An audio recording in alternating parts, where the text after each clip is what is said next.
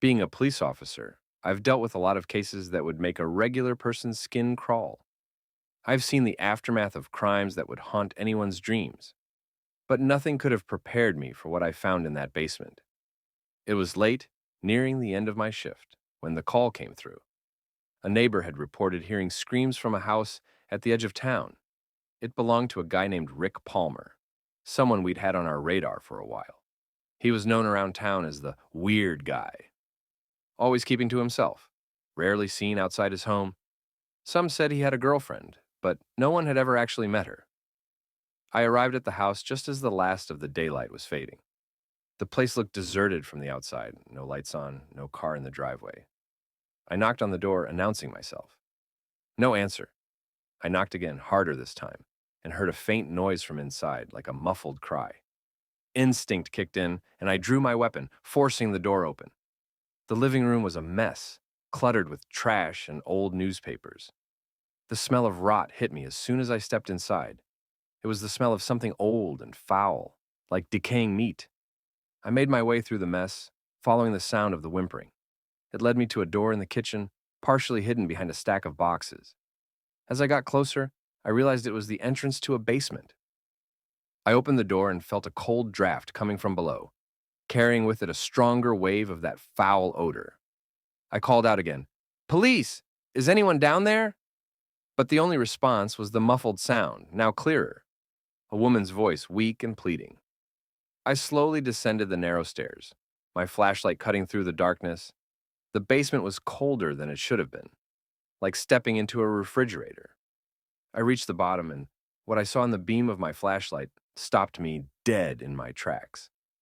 The basement was filled with rows of mannequins, all dressed up in different outfits, each one positioned as if they were real people caught in mid-motion, dancing, laughing, sitting.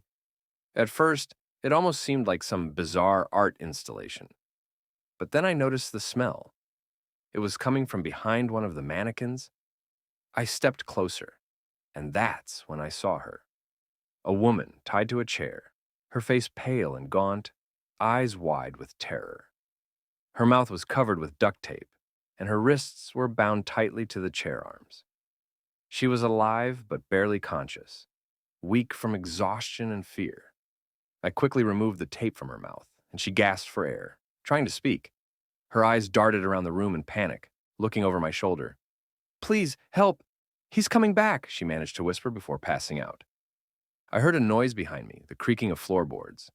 I turned around, and there he was, Rick Palmer, standing at the top of the stairs, staring down at me. His eyes were wild, and there was a sick smile on his face.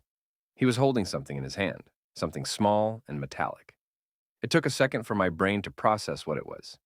A remote. He pressed a button, and suddenly the basement lit up with a dim red glow, revealing the true horror of the room. Those weren't just mannequins. They were bodies.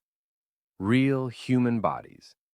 Posed and dressed like dolls, their faces painted to look like they were smiling or laughing, their skin pale and stiff.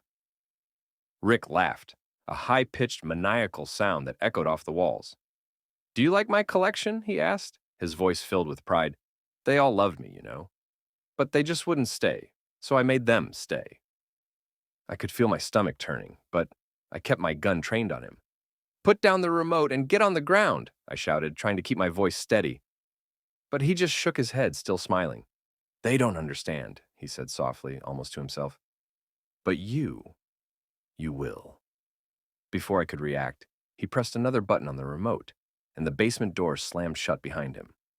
I heard a click, followed by a hissing sound, like gas being released. Panic surged through me as I realized what was happening. I had to get the woman out of there, now. I grabbed her and hoisted her over my shoulder, her body limp and cold. I ran up the stairs and slammed my shoulder into the door, trying to break it down. The air was getting thick and my vision was starting to blur. I felt lightheaded, my lungs burning. With one last desperate push, I managed to break the door open, stumbling out into the kitchen with the woman still on my shoulder. I kicked the basement door shut behind me and ran outside, gasping for fresh air. I laid the woman down gently on the grass, checking her pulse. She was still alive.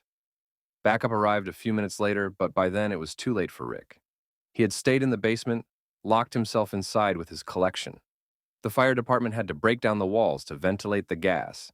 They found him sitting in a chair, his eyes wide open, still clutching that damn remote. We rescued the woman, and she survived, but she was never the same. She never spoke a word after that night.